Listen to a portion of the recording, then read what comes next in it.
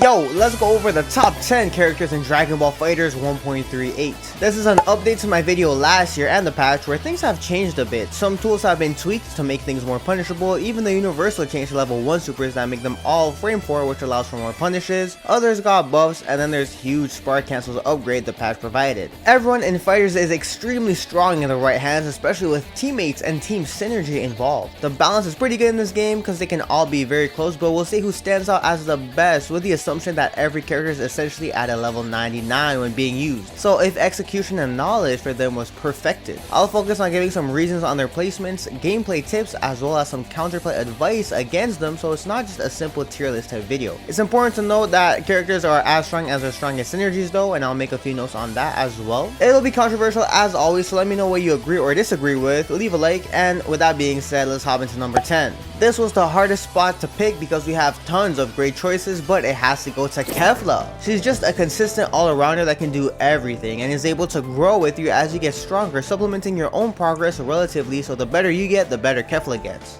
Great pressure, really takes advantage of the Ki Blast JH changes, has built-in overheads and plus frames, great corner carry, but the damage does require to be very optimal with spending some meter at times, but she builds a ton of meter while getting her supers buffed, having access to hell zones after a high J226S into 214S, which is great to cash out with supers, especially solo, and able to actually add several hell zones if you wanted to. But the main reason she's here is because she's very anti-meta. Her EX orb absorbs through assist and projectiles for full combos or plus frames if blocked, on top of the medium orb to cover this amazing 45-degree angle with projectile involarious that hits low, and her command dash to traverse situations, even escaping Oki if there's too much of a gap being framed for invul, especially since they got buffed to cancel into other specials much quicker. And you know, this buffed up command dash plus assist, sheesh, that can get scary whenever you have answers for commonly strong DBFZ tools or just playing the game at a different perspective, you know? She has access to a bunch of different mix-ups, but is also one of the few characters with snap 50-50 that can be looped. And don't get me started with her spark cancels, which can be pretty cool. I have tons of guides and videos on her on the channel, but some counterplay tips. First of all, Kefla loves using that hell 226S as Oki as his plus on outtech block, covers delay tech, can combo on hits, and can get into super dash plus assist mix on block. Some people do 5L frame kill into tap 226S for similar outcomes. Even if you reflect, you have to reflect Kefla's 2 hits and the assist and follow-up, so it can get kind of messy. If you have a frame 1 option, practice letting it fly right away since she can't block at all during the animation, or universally block and then guard cancel since she has no way of countering it. That's why it's best to use it for specific things, like if you want to deal with Beerus DP during counters while being meaty, if they don't have a bar to guard cancel, or if they just don't know how to beat it. With the huge command dash above, some Keflas go a bit ham with it, so wait and bait it out, just like staying in zone 3 and waiting unless they have like a barrier and want you to kind of mash. But on Oki, learn the placements of her command dash, like after up techs, because it leaves you closer, you're within reach if you just backdash, so you can get huge punish on that as well. Train your defense to block 6H, although it can get really hard when they do patterns where 6H comes out after Ki Blast and 5H. Makes it harder to block, but if you do get it down, this will limit Kefla with her pressure, especially if they're weaker Keflas. Next, at number 9, we have MVP Android 17. 17 himself has great solo damage and meter gain with the new JS heavy buffs, but also great pressure with the buffs to Rekkas where they can cross up, EX back Rekka being frame 1 projectile invul and frame 4 fully invul like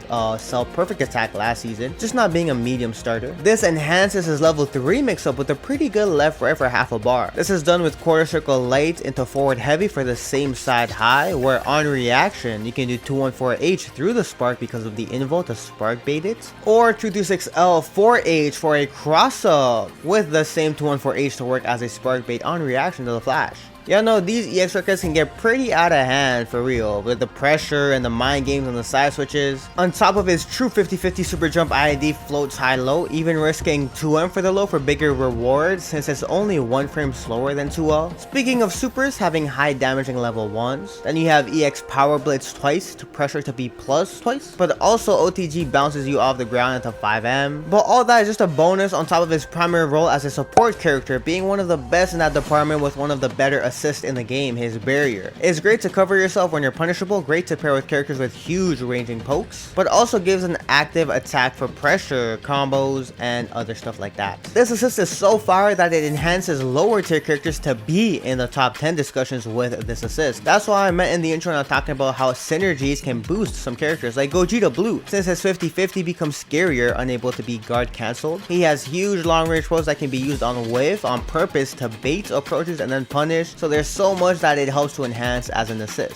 For counterplay stuff, you'll see 17 usually at the back for his assist, so play neutral more carefully to bait out the assist and not fall for these whiff baits until after the barrier is used, and then you can kind of freely move in. He's not the greatest in neutral, so if you prevent him from getting to his strong mid-range area to pressure you in, where even your 5Hs can be as a poke to out-prioritize theirs, it's better to limit his potential. Pay attention to power blitz charges because it's the only serious threat he has from full screen away. He'd rather spend it in combos, but it's still good to keep track of. The big thing is that 17 strongly depends on the player using him. Like, the auto string of his reckless, if you mash it, is mid, high, low. So if you block that sequence, you can be good against the weaker 17s. But against actual 17 mains, they will manually string a fake out, so be careful of that. Trying to block low and then react to the high. No, you can't reversal or guard cancel in these because you can go into barrier right away to counter, but fuzzy jumping can be a strong defensive option to use when facing him and his Rekkas. Be careful not to always overextend after jailing into vanish or anything because EX Rekka is a frame 4, and he can flip their interactions on you by crossing you up and taking his turn or punishing you. And against his level 3, be mindful of his meter, since having full bar means he can spark bait you on top of the high-low mix-ups. At number 8, bring on Janemba. Okay, he is more of a passive fella, but at a basic level, you know, he has solid normals, good damage, or meter build approaches if he chooses to, a command grab to pressure with. He's really strong with a tracking 6S to bring them back to the ground into his specials, which is great to use after his corner carry level 1. You can get into EX grab or EX slice if they try to challenge. And speaking of Ki Blast, he's one of the few characters with a tracking whiff tool, which works very well with his anti-air J2H to deal with super dashes and whatnot while floating around. One of the few characters with an anti-air heavy in the air. He's mostly known for his level 3 50-50 right left that's been there since day 1. Teleports also gives him really strong meterless 50-50s with assists and solid mix-ups, but we already know all about that. At a more advanced level, Janemba has really cool orb setups. Yeah, it goes away if he has to block, where Reflex maintains orbs, but having double teleports now makes him really good at avoiding contact. Also giving him great mobility to appear in all 9 directions on the screen. And when they try to super dash or track you down, that's where single teleports into J2H comes in to punish. They never really know when you're going to use 2 or 1 teleport, right? And if you're really good, that's when you can confirm off the stray orbs, off stray hits for damage, apply pressure to snipe them from afar, and just use the orb as like an extended poke. There are even these insane baits where the orbs still stay on screen while the orb can hit you while Janemba is just chilling. Crazy. Then you can throw in 2-2S counters, absorbing assist and projectiles to handle those matchups and universal tactics. Remember, this is assuming the best Janemba, so he can do a lot, but is behind an execution barrier needing high reactions, reads, and just big brain moments to dominate. Counterplay wise, we covered how the double teleport stuff works where Super Dash beats it, but single teleport into J2H or even JS J2H beats that. So it's very important to keep your mobility up and vary approaches against Janemba. Moving so his Ki Blast whiffs where it's harder to string into J2H on whiff. When you do block the Ki Blast and stuff, be careful of J2All or J2M that people like for some reason. So just block high when you see Ki Blast since there's no low to threaten you. 2-2S has some interesting scenarios. Getting hit leads to combos, blocking leads to plus frames, even reflecting doesn't let you escape. However, there are some ways to beat it on reaction with a perfect backdash away, which is insanely hype. There's also Lariat plus assist if timed perfectly, and maybe a few other character specific options. During the animation, Janemba is involved to everything though, and Orb still roams around, so be careful of that. Some of you more casual players will be surprised at number 7 because it's Krillin? Kuririn? Dada will be so proud right now. Okay, so this fella has very interesting tools like Solar Flare anti-air that can be meaty on Oki, JS into beam strings which allows for crazy neutral patterns, After Image which is insane by the way because not only is EX a high, that's plus, or held to be a low to continue for a low or forward for cross up, but it's frame 4 invul, so it can be used after vanishes, on defense and everything. Really strong strong pressure tool to deal with, man. And he has very strong mix even without that, like Senzu Beam plus assist into a high-low. And when he lands these hits, he converts for huge damage off his rejumps, side switches, saws, beam loops, and much more with endless possibilities. But his 3 major keys are, he's the best support character in the game. His A assist is insane, man. Rox has 2 of them at different angles, and unlike some Ki Blast tracking type assist, it counters Super Dash and is still active to combo break even if you maneuver past the angles with your movement and try to hit Krillin. Boom, combo break. It can even help with Oki and combo sometimes. The only downside is that it has very low block stun, so you can't really mix with it, but it's actually 2 assists in one with Senzu Beam by holding back plus assist.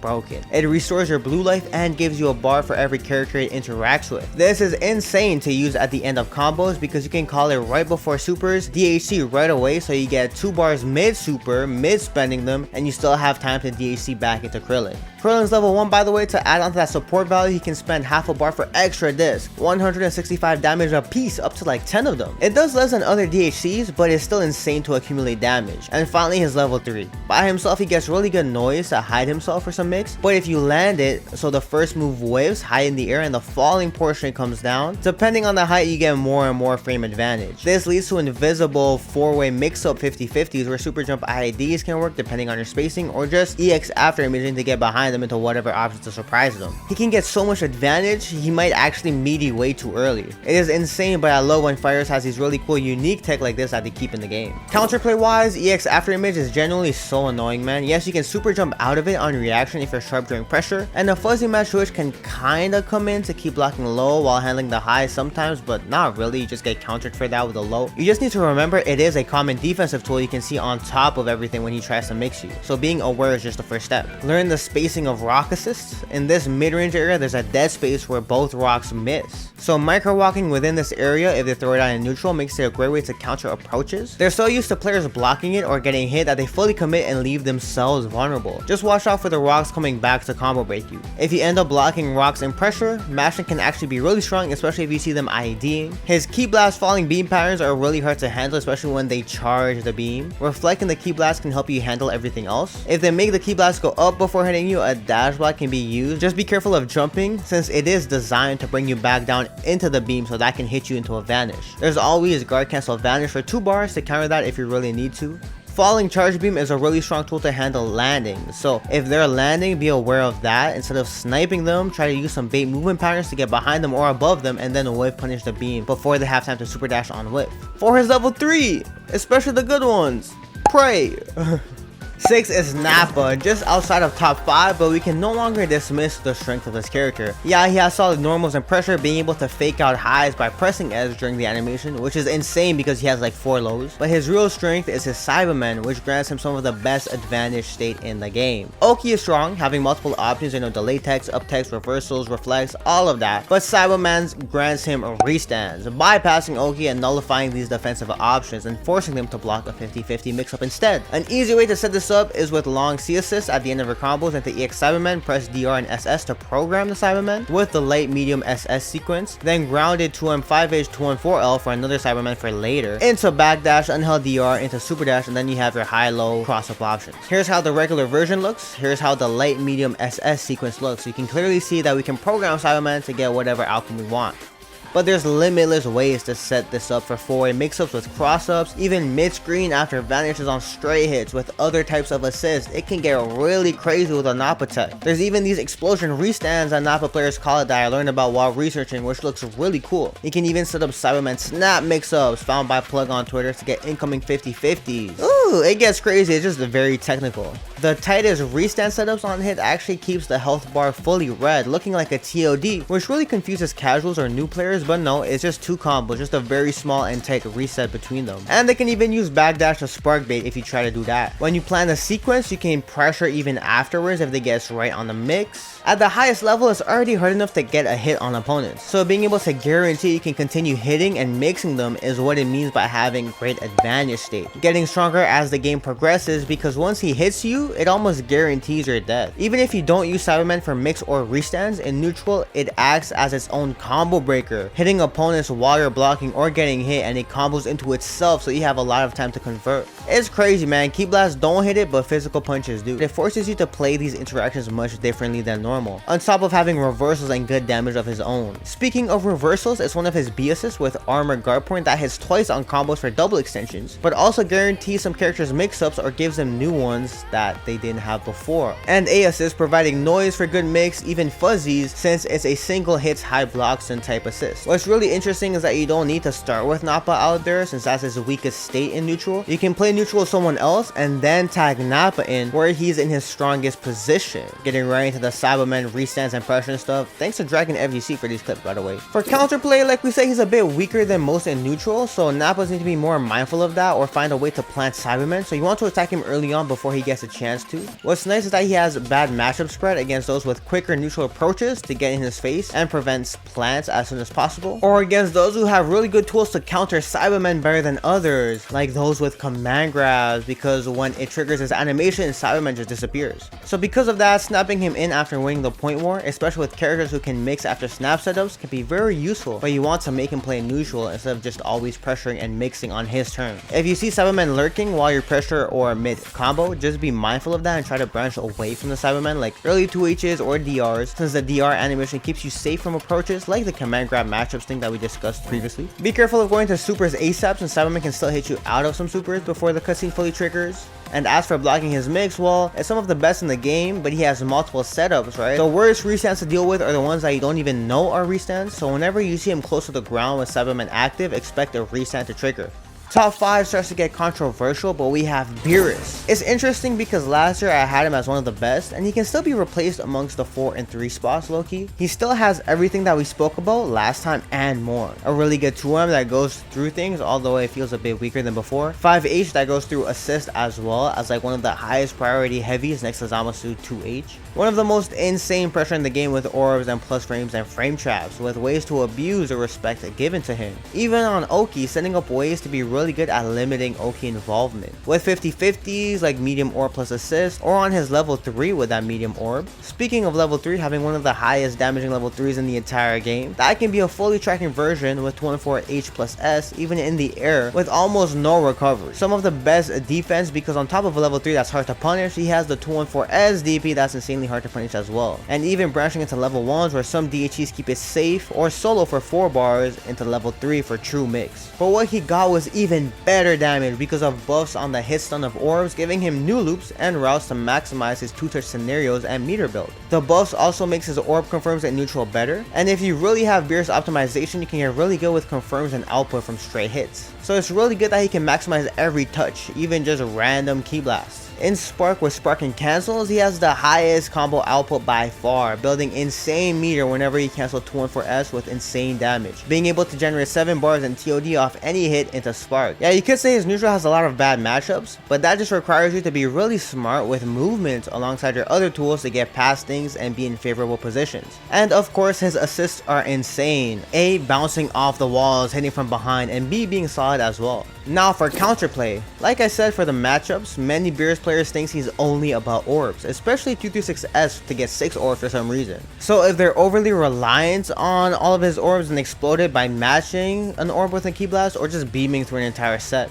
Better Beerus players know how to bait this from you to punish, especially if they only place a few key orbs while moving around, instead of actively relying on its usage. These players are the scarier ones. But if they want to just complain about matchups and take advantage, you can tell when they get passive and neutral. On block, you should stand block the EX orbs. It reduces the huge plus frames and mix you get from EX orbs holding up. Although 236H holding down is still strong, but there's no longer that extra orb to pressure with afterwards if you stand block it. Even if they Oki with 236S, just block it out. He doesn't really get much mix besides universal options like DRs or plus frames with the 5H portion, but nothing to like guess on, you know? Be careful of the top orb in case the 6M can come out, which can combo it, especially if you block 2L on meaty. That's why single orb Oki can be stronger sometimes, since it's always going to be there for that extra pressure. And upside, expect a lot of reversals because of how hard it is to punish. Just get ready to vanish the super as a reversal unless they have specific DHCs to counter that. Level 3 can be punished with some characters instant rising JLs, supers that are within 13 frame startup, and tiger knee specials on reaction to level 3 if you're really curious for the answer on that. Besides those, his level 3 is insanely hard to punish.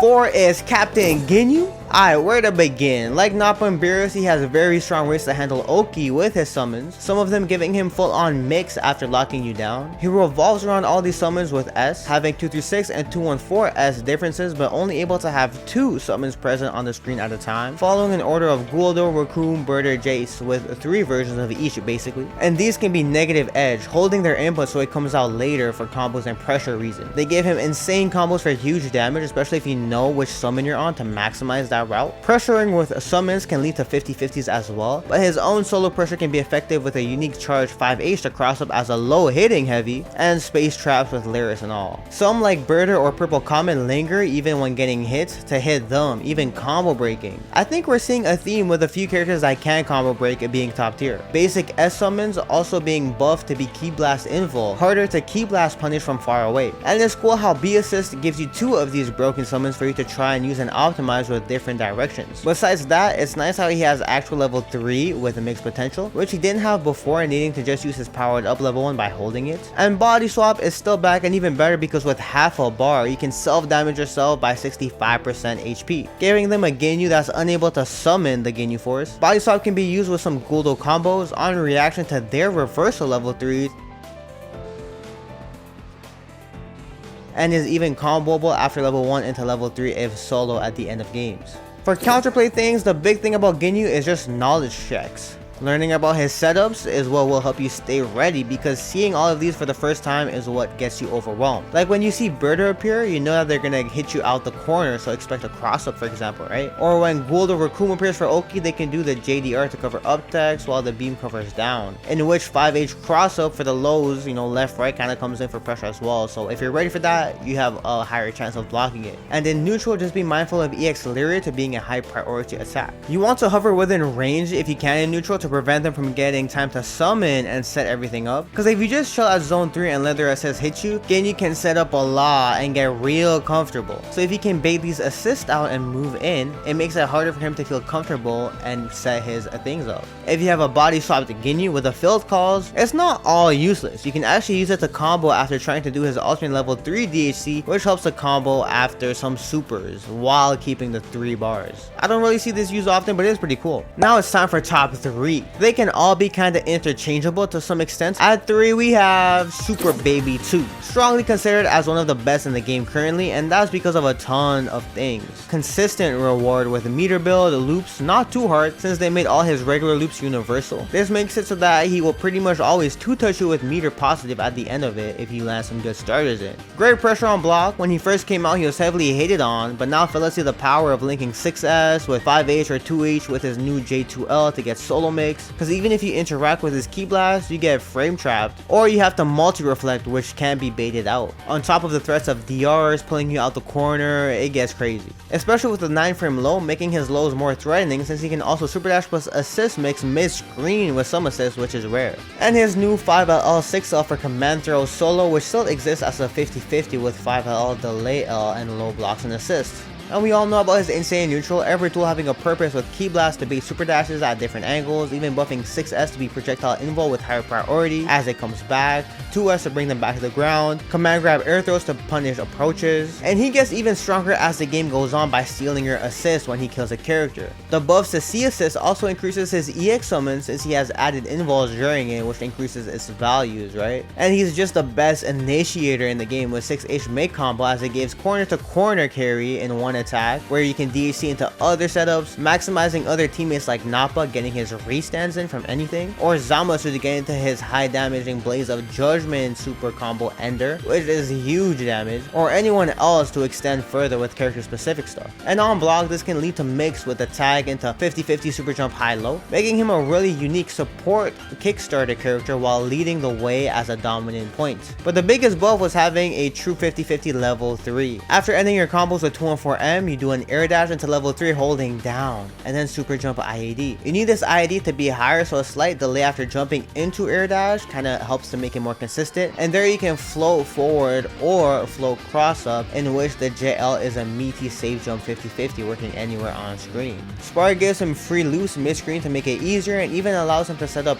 other 50-50s like this 2H, 214S, J2M Super Dash 1, all gelling together, but not even guard cancel or flight can beat this out. Although crouching does make the 214S whiff. A big thing when dealing with his insane zoning is to realize that none of his zoning tools can hit that 45-degree angle right away. So timing your jump, since a lot of his projectile patterns leaves a gap to jump, especially if you reflect some to stop them from coming back. Speaking of jumping, after the first hit of 6H, you can super jump out, in which you can JL the incoming Sager that was used for mix, even dash jumping out or reversing in this gap. If you see a close JS or 5S, he can't cancel out of it until the last key blast comes out. So if you call it out really early with a close move or even super dash, you can punish it, especially if you see him whiffing it, since it makes it even harder for him to cancel into say 214S or 2H or something. That's why staying at the mid range on your turns can be good. 6S has a gap, you can interact a bit in the first part of it with a reversal or something, being careful of resets and baits from the baby. Similar to 6H from earlier, but jumping doesn't work as well. Even if there's projectile inflow on summons, there isn't for physical hits. So again, using your movement is key to get close with dash blocks and then taking advantage of positional things,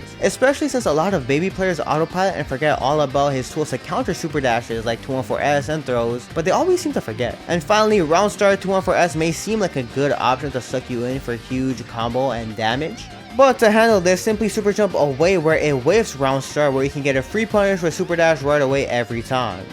At number 2, we have Vegito, the best fusion in the game that just has everything. They removed his previous weaknesses of inconsistent damage and meter build by giving him 2S, 3S, 6S tools for combos, buffing grabs to be comboable, even meterless J214M after 2H in the corner, which is crazy. So even with the 25% meter reduction he still has rallies to maximize output, especially if he comes in with meter already available. And even getting a level 4 for even more output, being one of the higher damaging characters in the game because of all this. Speaking of these combo changes, it buffs his iconic level 3 mix because the return he gets on same side sword increases by whiffing JH into the rest. But enough about combos, he also has the best neutral in the game. In a way, his neutral is better than Baby. Split finger shot covers the entire screen as a keep unpunishable tool, being able to level 3 on reaction to super dash attempts if it goes through, even jailing his own super dash by pressing super dash before it hits at certain angles. 6S is one of the 2 best normals in the game when used right with movement, as it's a 14 frame tracking hit scan TOD starter with the 3S, almost matching key blast speeds, with 5M as a really strong fast far reaching poke and his legs to traverse the air or the ground. So when paired with movement, Vegito becomes a whiff punish neutral dominating fiend at very high speeds. Just look at his speed, I guess. Pressure is more geared around mental drain and space traps in the corner, but mid-screen, especially with sparks, his iconic left rights will cook you. And that got buffed too, because if they block the same side, it's still Vegito's turn with the JH, whereas before he had to escape back with the legs, right? He couldn't do anything after, but damn, they're making this fella stronger. And his A assist, despite the nerfs, is still great, just requiring more skill to confirm, with B being a solid for blocks and for mix.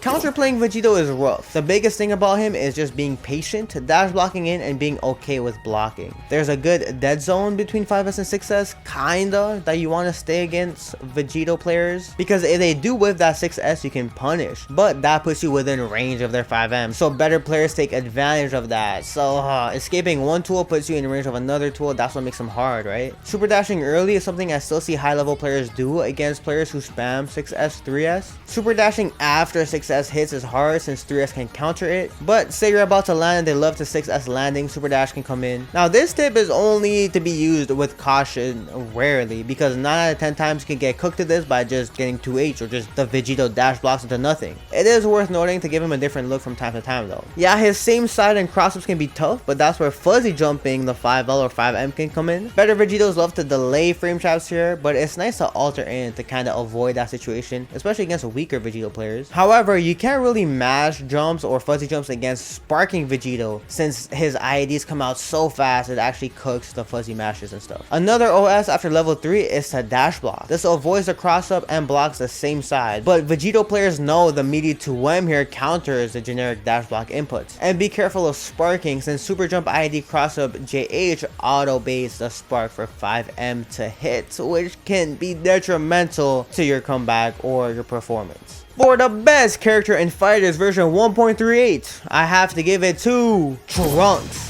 The biggest thing about Trunks is that he's a huge execution heavy character, requiring precise skills to use how you want, but again, we're assuming every character here is in the hands of a perfect being at a level 99.